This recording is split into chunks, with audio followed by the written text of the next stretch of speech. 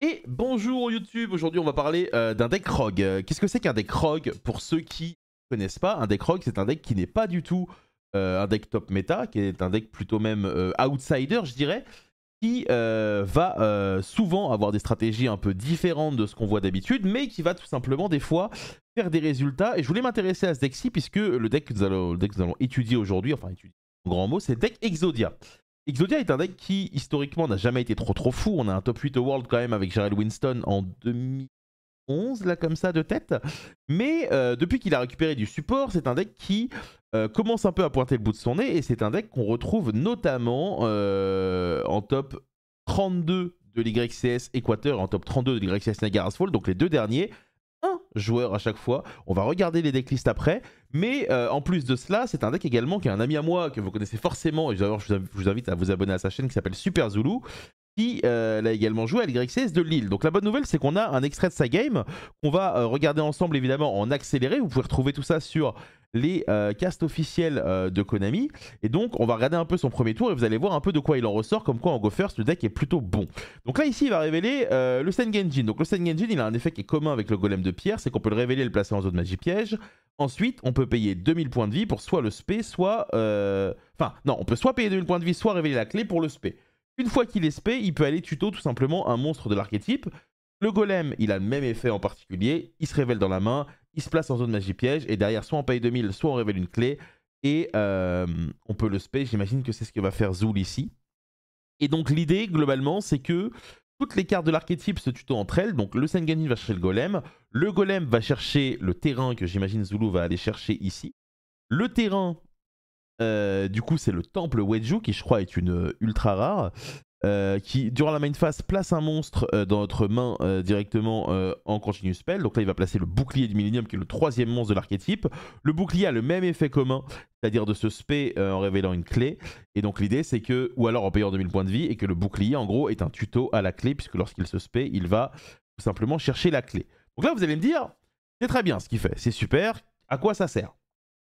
Donc là, l'idée, c'est que toute sa base Millennium, elle va lui permettre de construire son Exodia Fusion. Donc l'Exodia Fusion, je vais vous le présenter après. Là, d'abord, on va laisser Zul spé directement. Donc ici, la carte qui a été placée là, c'est évidemment le temple qui l'a placé. Le bouclier SSP et aller chercher une clé.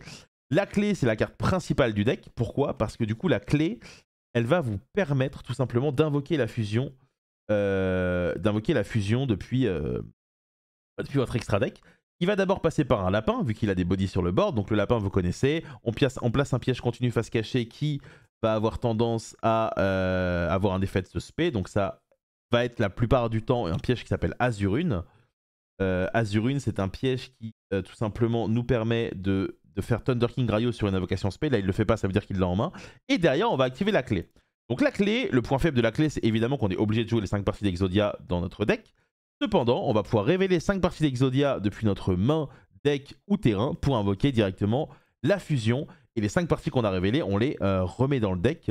Ça, c'est évidemment plutôt cool. Et donc la fusion, qu'est-ce qu'elle fait? Là, vous allez me dire, les 5 parties d'Exodia, c'est pas vraiment des vraies cartes, mais la fusion, elle est exceptionnelle, puisque la fusion, elle, ne peut pas être détruite par les effets de cartes adverses. Et une fois par tour, lorsqu'elle combat, durant le calcul des dommages, on peut faire en sorte que cette carte gagne l'attaque de nos points de vie. Donc en gros, si on a 8000 points de vie, elle va gagner énormément d'attaques. C'est pour ça que les monstres nous font payer 2000 points de vie si on n'a pas la clé en main, de façon à faire en sorte que ce soit pas trop broken. Mais quand on a la clé, vous le voyez, les points de vie de Zul en bas, même si ma tête est devant, c'est bien Zul, ne bouge pas. Et donc à partir de là, le monstre va avoir plus de 8000 d'attaque. Une fois par tour, lorsqu'un effet de magie piège va être activé, il va pouvoir annuler l'activation. Et une fois par tour, en fin de tour, il peut poser une carte piège. La piège, j'imagine qu'il va la poser, on va regarder ça ensemble. Mais la piège, en général, c'est une carte qui s'appelle Obliterate ou alors Exode Fire of Rage.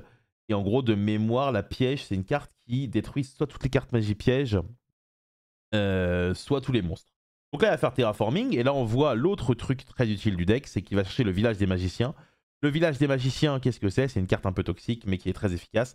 Lorsqu'on a un magicien, on peut faire des magies, l'adversaire ne peut pas en faire. Et donc, à partir de là, pendant la fin de tour, il va aller chercher sa carte. Et ça le met plutôt bien. Ici, l'adversaire tente de faire une imperme. C'est assez mal joué, mais bon, whatever. Enfin, c'est assez mal joué. Je sais pas en réalité, je connais pas sa main. Et donc, du coup, Zul va la negate et va directement poser la carte piège. Donc, la carte piège, comme je le disais, elle va tout simplement nous permettre de détruire toutes les cartes que l'adversaire contrôle. Donc c'est pas les magies pièges ou les monstres, c'est toutes les cartes. Et on a un monstre de niveau 10 qui a Exodia dans son nom. Et donc en gros ici on se retrouve dans une situation où on empêche l'adversaire de faire des magies, on a une negate et à côté de ça on a notre carte piège. Et là du coup vous allez le voir, Tool qui va tout simplement dérouler, l'adversaire qui va malheureusement être un peu paralysé et poser toutes ses cartes. Il va pouvoir directement faire sa piège, tout détruire et l'emporter à partir de là, puisque ses points de vie sont à 8000 et donc Exodia va gagner énormément de cartes et l'emporter en feature match d'un YCS, mesdames et messieurs, quand même, en feature match d'un YCS qui n'est pas forcément donné à tout le monde. Donc je vais vous proposer de regarder les listes qui ont fait top lors de ces, tout simplement de ces YCS. Là ici on a la liste la plus récente qui a fait top en Équateur. Alors évidemment un des points faibles du deck, c'est qu'on doit jouer beaucoup de cartes puisqu'il y a 5 parties d'Exodia à mettre dans le deck.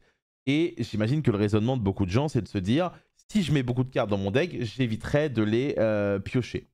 Donc on a une nouvelle carte qui a été ajoutée au deck qui s'appelle Heart of the Blue Eyes, qui est une carte qui est toujours considérée comme une carte Millennium, qui a tout simplement été éditée dans la dernière extension, enfin l'avant-dernière du coup maintenant que Rarity est sorti, mais dans la dernière main extension.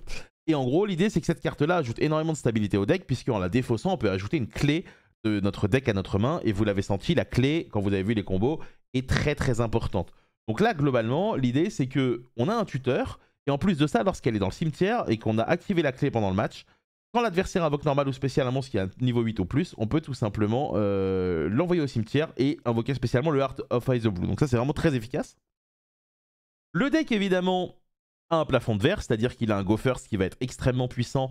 Il va profiter du fait que les adversaires ne le connaissent pas forcément très bien, donc se placer plus facilement.